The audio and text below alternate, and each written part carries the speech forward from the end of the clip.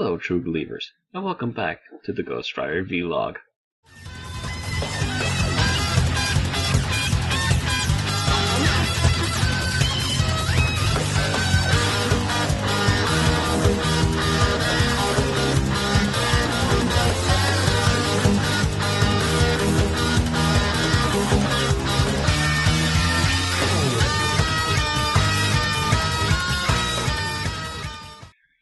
So, today's episode, we're looking at book number 13. I don't know why we keep trying to call these books episodes.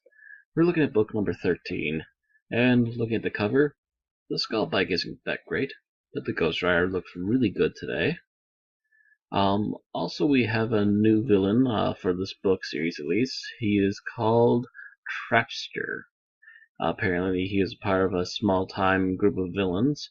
Mostly having to deal with the Fantastic Four, so in certain circles, I'm sure he's a fairly popular villain to some degree. We also get Karen Page, who is yet another character who once was on Daredevil. Apparently, I think one of Matt Murdock's many love interests over the times. But she's apparently one of the co-stars. But apparently, she's one of the main co-stars for Stuntmaster's show now, and why not? A whole bunch of Daredevil side characters are now becoming side characters for Ghost Rider. Seems kind of a natural fit, at least for the time being.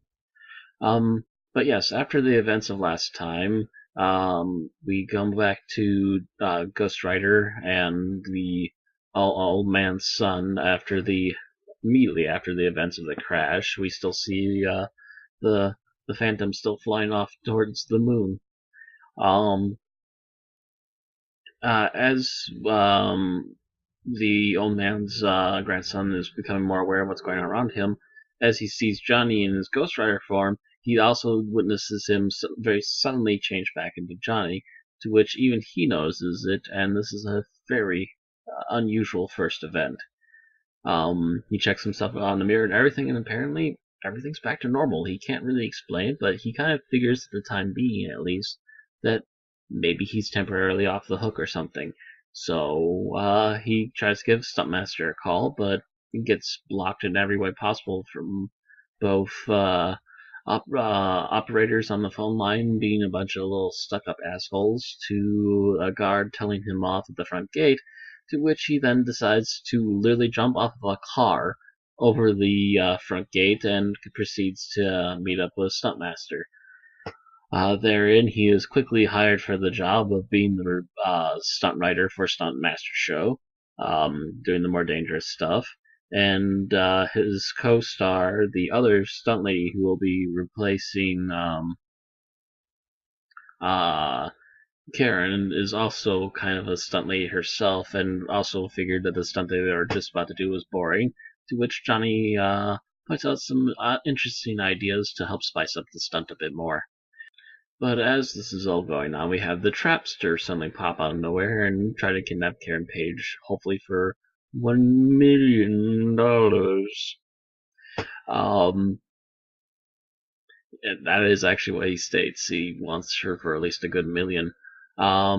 He flies off on one of the Wingless Wizard's flying discs, and after having kidnapped her again, Fantastic Four villain. And as they're getting away, Giant Blaze once again turns into the Ghost Rider. He's not sure why. He's trying to pull all the strings together as to why this keeps happening now all of a sudden. He rides off after them, though, as a rider, and he sees some recreation set props and stuff, and he goes up on the arch and manages to get close enough to get a really good shot on the disc, forcing Trapster to come down with Karen. And upon the crash landing, he continues the spook show, which does spook the Trapster so much, in fact, he starts using far more deadly force on him. And despite everything that he keeps throwing at him, Ghost Rider keeps coming back at him. This is a back and forth fight until the Rider finally shoots him in his anti-gravity disc, which will send him flying off in random directions until the police can catch up with him, and as the writer himself says, at that point, he'll probably willingly turn himself into the police because, holy smokes, flying off for that long in random directions to the point that you're probably gonna be dizzy from flipping around in circles. Yeah, he's done for this episode. And as he flies off, becoming now completely harmless to anyone nearby, the writer once again turns back into Johnny, and he proceeds to try and help Karen free, to which he gets a kiss for his troubles. So apparently we know a new semi-love interest for the writer now. So I guess you gotta have something to fill in for Roxanne in the meantime. Because let's face it, Alex, Roxanne is still his main love interest, no matter what, even if she isn't around. But comic books back at the time really like to have a lead female too, you know? So Roxanne out of the picture. Looks like Karen Page is taking over for a little bit. And that's it for this one. Pretty good book. Another solid one book run, and we have what might be the starts of the new everyday deal for Ghost Rider. He's going to be working in Hollywood, and he's got some new regulars for the book, and we'll see how things go from here. So, we'll see you all next time.